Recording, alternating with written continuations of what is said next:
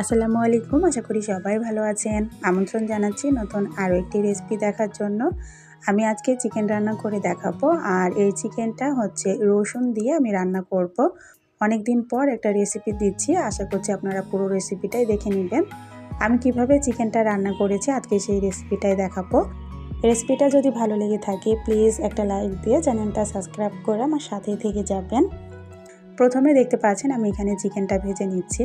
তো চিকেনটা ভাজার আগে আমি ভালো করে চিকেনটাকে ধুয়ে পরিষ্কার করে নিয়েছি। চিকেনগুলোকে ধুয়ে একটা চালনিতে উঠিয়ে নিতে হবে, তাহলে চিকেনের গায়ে যে এক্সট্রা পানিটা থাকবে এটা ঝরে যাবে।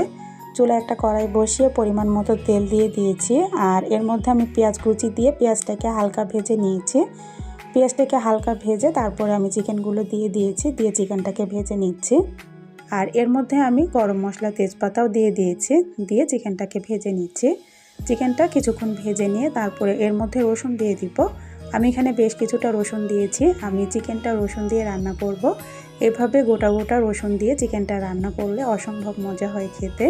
আপনারা একবার রান্না করে দেখতে পারেন। রসুনটা সিদ্ধ হতে সময় লাগে, সেজন্য আমি চিকেনের সঙ্গে দিয়ে দিয়েছি। এর মধ্যে আমি সব ধরনের মশলা দিয়ে দিয়েছি, আদা রসুন বাটা, হলুদের গুঁড়া, মরিচের গুঁড়া, গরম মশলা গুঁড়া, ধনিয়া গুঁড়া, জিরা গুঁড়া, পরিমাণ মতো লবণ দিয়ে দিয়েছি। এবার সবগুলো মশলা আমি ভালো করে নেড়ে চেড়ে চিকেনের সঙ্গে কষিয়ে নিব। ভালো করে উল্টিয়ে পাল্টিয়ে তো দেখতে পাচ্ছেন চিকেনটাকে আমি কষিয়ে নিচ্ছি মশলার সঙ্গে। এবার আমি ঢাকনা দিয়ে এটাকে ঢেকে তারপরে কষিয়ে নিচ্ছি। কিছুক্ষণ পর ঢাকনাটা উঠিয়ে ভালো করে নেড়ে চেড়ে দিব।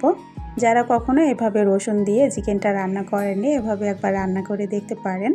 আশা করছি আপনাদের কাছে ভালো লাগবে। কিছুক্ষণ আমি চিকেনটাকে কষিয়ে নিয়েছি, আর এই তো দেখতে পাচ্ছেন আমি এর মধ্যে আলু দিয়ে দিচ্ছি। এবার আলুটাকে দিয়ে ভালো করে নেড়ে চেড়ে নিব। আলুটাকে দিয়েও আমি বেশ কিছুক্ষণ এই তো দেখতে পাচ্ছেন চিকেনটাকে কষিয়ে নিয়েছি। এবার এর মধ্যে সামান্য একটু পানি দিয়ে দিব।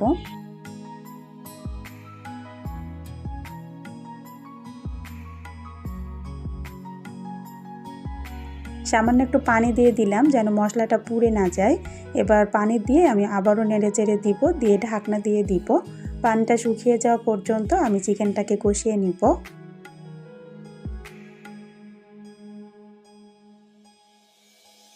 বেশ কিছুক্ষণ পর এই তো দেখতেই পাচ্ছেন আমি ঢাকনাটা উঠিয়ে এগুলোকে নেড়ে চেড়ে দিব। মাংসগুলো আমার কষানো হয়ে গেছে, এর মধ্যে দিয়ে দিব পরিমাণ মতো পানি। পানিটা দিয়ে ভালো করে নেড়ে চেড়ে আমি ঢাকনা দিয়ে দিব, দিয়ে এটাকে রান্না করে নিব।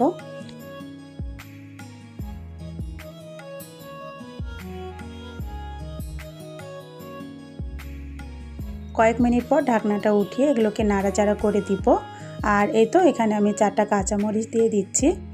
কাঁচামরিচটাকে দিয়ে আমি আরও কিছুক্ষণ রান্না করে নিব।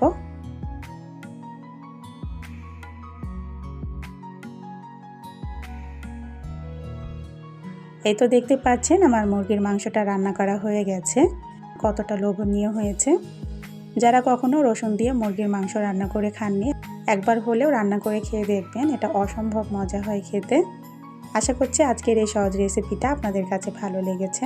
আর রেসিপিটা যদি ভালো লেগে থাকে প্লিজ একটা লাইক দিয়ে চ্যানেলটা সাবস্ক্রাইব করে আমার সাথেই থেকে যাবেন। আজ এ পর্যন্তই। সবাইকে আল্লাহ হাফেজ।